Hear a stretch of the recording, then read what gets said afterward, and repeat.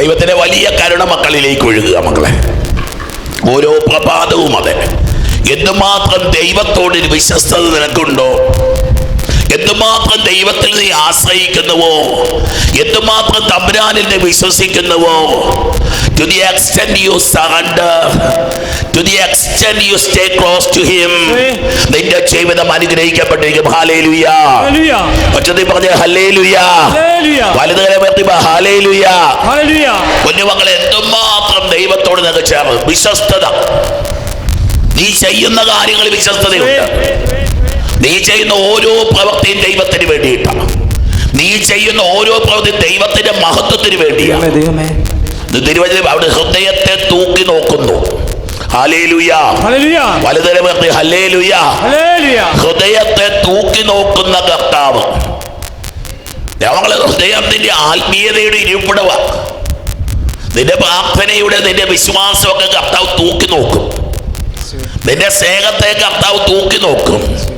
നിന്റെ ദൈവാശ്രയത്തെ ദൈവം തൂക്കി നോക്കും. ദൈവഭക്തിയെ ദൈവം തൂക്കി നോക്കും. ഹല്ലേലൂയ. ഹല്ലേലൂയ. ഹല്ലേലൂയ. ജീവിതത്തിൽ ഒരു നിമിഷം പോലും വെറുതെ അല്ല മക്കളെ. നമുക്ക് ഒരു ഉത്തരവാദിത്തത്തിന്റെ ഒരു അനുഭവം. എന്നോട് എനിക്കൊരു ഉത്തരവാദിത്തമുണ്ട്. എൻ്റെ ജീവിതത്തോട്. ദൈവത്തിന്റെ ആലയമാണ് നീ. നിന്റെ ജീവിതത്തെ ദൈവത്തിന്റെ ആലയമാക്കി മാറ്റണം. ഒച്ചതി പറഞ്ഞേ ഹല്ലേലൂയ. ഒച്ചതി പറഞ്ഞേ ഹല്ലേലൂയ. ഹല്ലേലൂയ.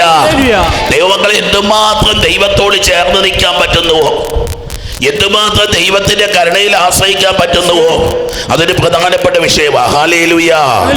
ഒച്ചതി പറ ഹല്ലേലൂയ. ഒച്ചതി പറ ഹല്ലേലൂയ.